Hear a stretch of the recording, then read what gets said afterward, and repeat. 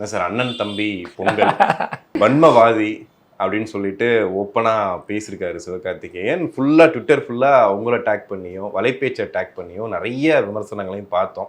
சிவகார்த்திகேயன் வந்து ஒரு மிகச்சிறந்த நடிகர். அதாவது திரையில் சொல்லலைன்னா திரைக்கு பின்னால் அவர் வந்து திரைக்கு பின்னாலும் நடிக்கிறவருங்கிற உண்மை வந்து எனக்கெல்லாம் பல வருஷத்துக்கு முன்னையே தெரியும். ஆனால் துரதிர்ஷ்டவசமாக மக்களுக்கு இன்னும் அந்த உண்மை தெரியல. அந்த பராசக்தி ஆடியோ லான்ச்சில் அவர் பேசிய விஷயங்களை பார்க்கும்போதும் அடடா இவர் பராசக்தி படத்தில் மட்டும் நடிக்கலை, பராசக்தி ஆடியோ லான்ச்லேயும் நடிச்சுக்கிட்டு இருக்காரு அப்படின்னு தான் எனக்கு தோணுச்சு. இப்போ நீங்கள் சொல்கிற மாதிரி முதல்ல அந்த அண்ணன் தம்பி பொங்கலுக்கே வருவோம். அது வந்து எவ்வளோ பெரிய ஒரு அப்பட்டமான பொய்யை எவ்வளோ கேஷுவலாக பேசுகிறார் அப்படின்னு பார்த்து உண்மையிலேயே சிவா மேலே எனக்கு வந்து ஒரு பெரு வியப்பே ஏற்பட்டுச்சு. இப்போ எல்லாரும் சொல்லுவாங்க இந்த முழு பூசணிக்காயை வந்து சோத்தில் மறைக்கிறாங்கன்னு சொல்லுவாங்க.